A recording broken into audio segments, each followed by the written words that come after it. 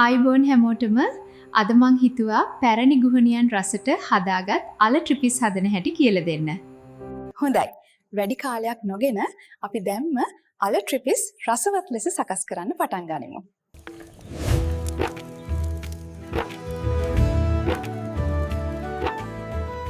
අල ග්‍රෑම් 500ක් සෝදා පිරිසිදු කරගන්න. ඊළඟට අල ටික හොඳින් තම්බා ගන්න.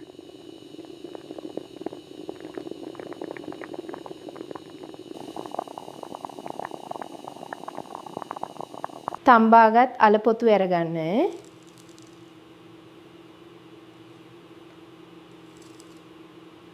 දැන් අල ටික හොඳින් පොඩි කරගන්න.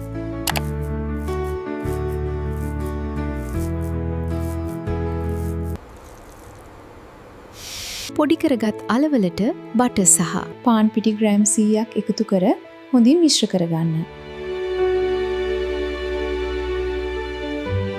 මිශ්‍ර කරගත් අල ටික රෝලින් පින් එකකින් තුනී කරගන්න.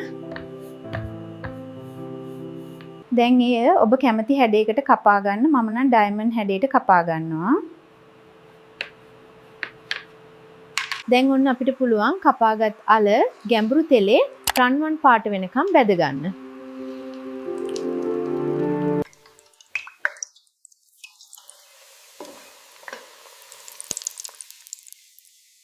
ඊළඟට ට්‍රේ එකක අලංකාරව සකසා අමුත්තන්ට ආදරෙන් පිළිගන්වන්න.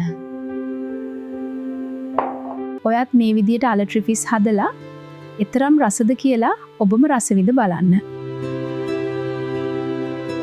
මේ AI තාක්ෂණය භාවිතා කර නිර්මාණය කළ වීඩියෝවක් වුවද මේ සඳහන් වන්නේ පැරණි රසවත් කෑමට්ටෝරුකින් උපුටාගත් සම්ප්‍රදායික රසයකි.